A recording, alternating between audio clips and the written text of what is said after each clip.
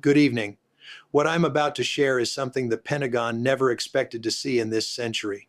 It's a move U.S. intelligence analysts doubted Russia would ever dare to make. It puts the United States at a strategic risk unseen since the days of the Cuban Missile Crisis. For the first time in decades, stealthily and deliberately, with no public notice, Russia has positioned multiple nuclear-armed submarines so close to the U.S. coast that American crisis warning time has plummeted from minutes down to mere seconds. This isn't a rumor, a misread signal, or some routine naval exercise. It's been verified through multiple intelligence sources. Russian submarines carrying long-range nuclear cruise missiles are now operating near U.S. shores in numbers unseen before, with stealth and coordination at unprecedented levels. Upon confirmation via acoustic signatures, satellite imagery, and underwater sensor arrays lighting up after years of silence, the Pentagon reacted immediately. Instead of a public statement or press briefing, they took something far more serious.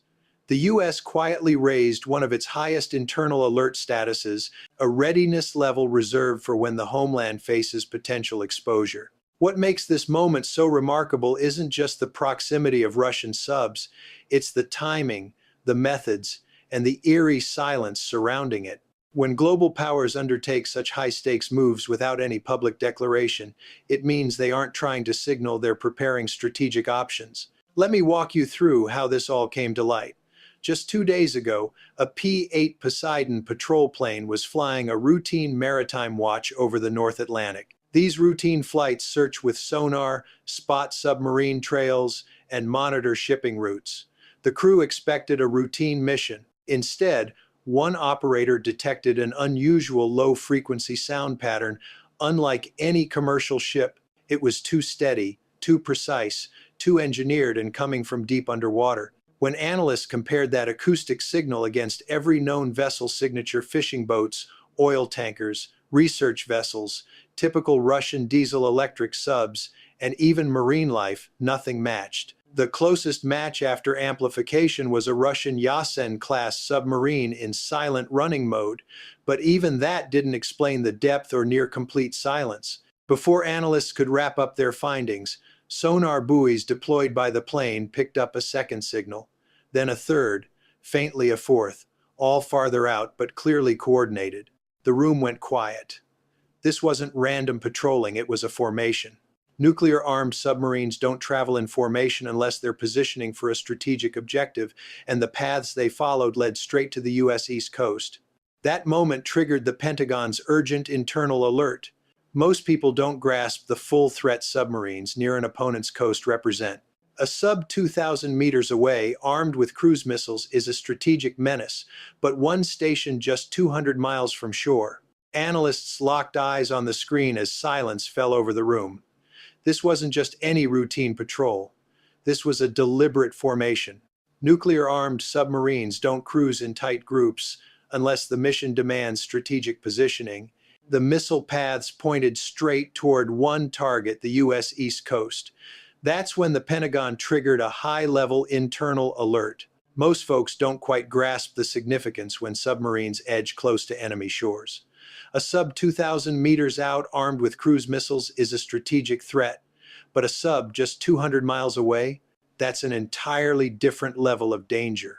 This represents a profound existential threat, capable of striking with almost no notice.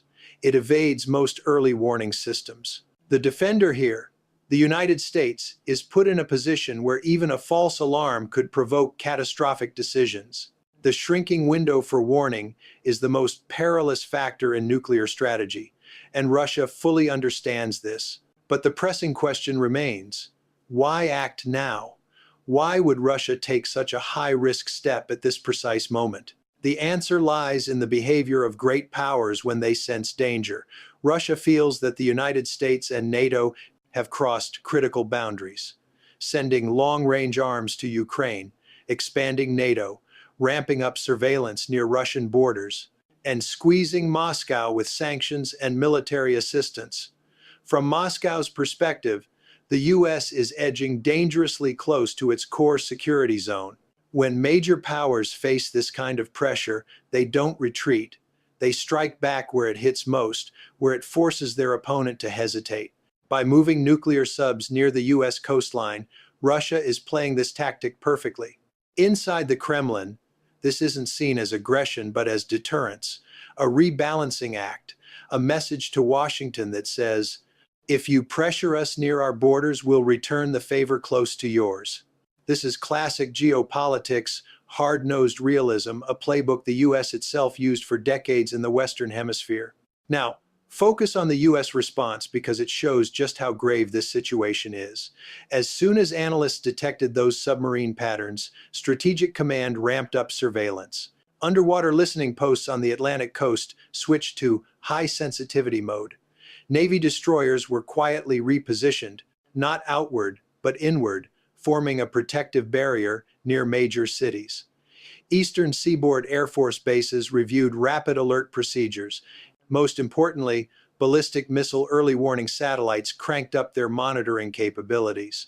This wasn't a reaction to an imminent strike. It was a move recognizing that the risk of a dangerous misstep had skyrocketed. Imagine this. A Russian sub quietly surfaces near a US naval patrol. The US crew is caught off guard. The Russians feel threatened. A flare is fired. Countermeasures are launched. A warning shot rings out. Suddenly, two nuclear powers find themselves trapped in an unintentional spiral of escalation. This nightmare scenario war, triggered by accident, error, or misreading, is the greatest fear in nuclear strategy.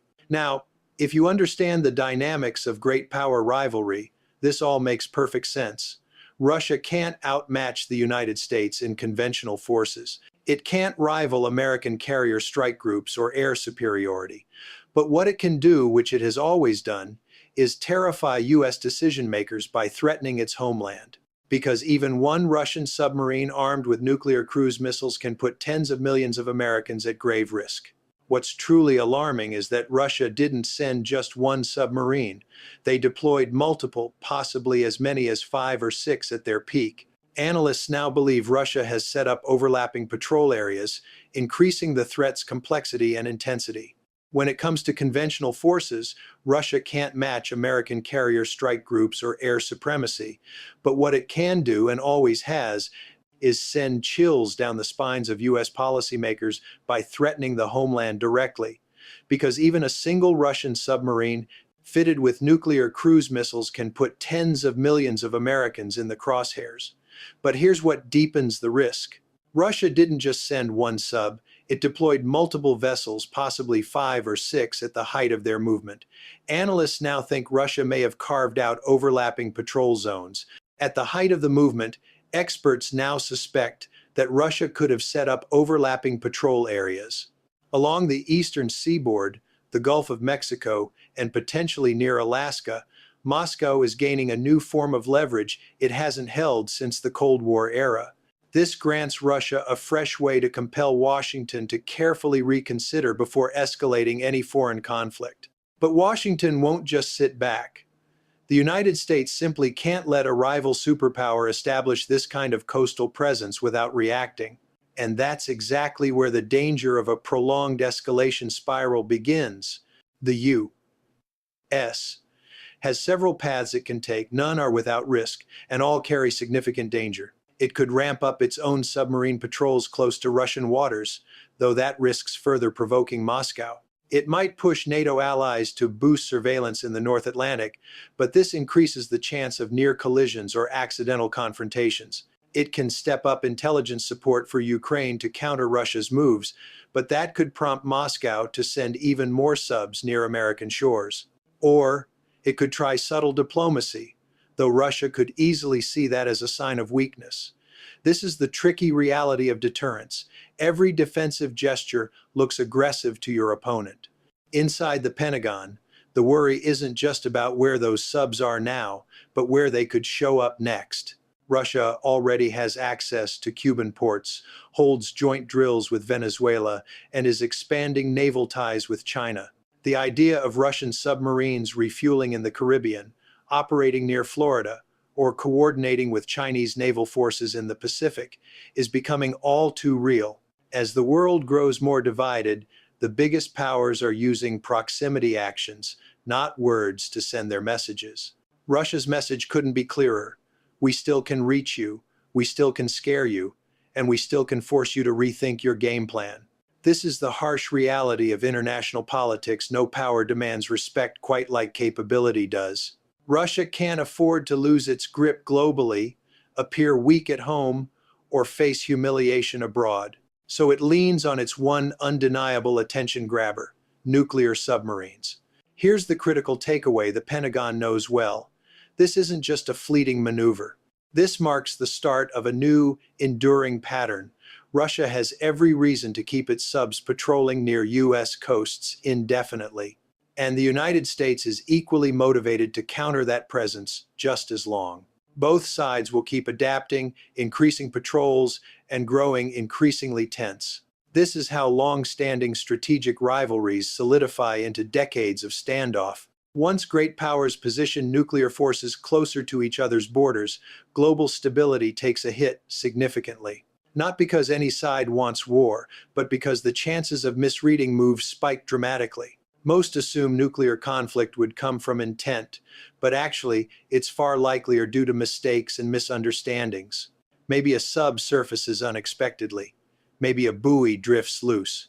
Maybe a patrol plane mistakes a training exercise for hostility. Maybe a sonar operator misinterprets signals. Or a communication line drops, or an early warning system malfunctions. All these incidents have happened before, none sparking war thanks to enough time to clarify and lower tensions. But now, with submarines close by and tensions climbing, that cushion is disappearing fast. The tension is palpable. Warning times vanish fast. This is a perfect storm for disaster. And yet, this is the harsh truth of great power politics. Nations don't trust each other. They fear weakness. They act aggressively to dodge being bullied. The result? A world where the United States and Russia are caught in a deadly security dilemma, locked in place. Russia toys with submarines near the U.S. coast out of fear of American pressure. The U.S. responds out of fear of Russian hostility. Russia counters America's response. The U.S. counters back. It's a cycle with no end. This is the relentless spiral of escalation, the core of realist theory, the world John Mearsheimer has warned us about for years. A world where great powers won't tolerate vulnerability, encirclement, or uncertainty. So they edge closer, closer, closer, until one spark ignites everything. Tonight, America faces a new cold reality. Russian nuclear subs prowling close enough to hit the homeland without warning. It doesn't mean war is imminent, but it does mean the world's more fragile than yesterday, more perilous than last year, and far closer to miscalculation than most grasp. Stay sharp, this story is still unfolding. A major shift is on the horizon, which means the world is more unstable than it was yesterday, riskier than last year, and dangerously close to a serious misstep that many don't fully grasp. Stay vigilant, this story is still unfolding.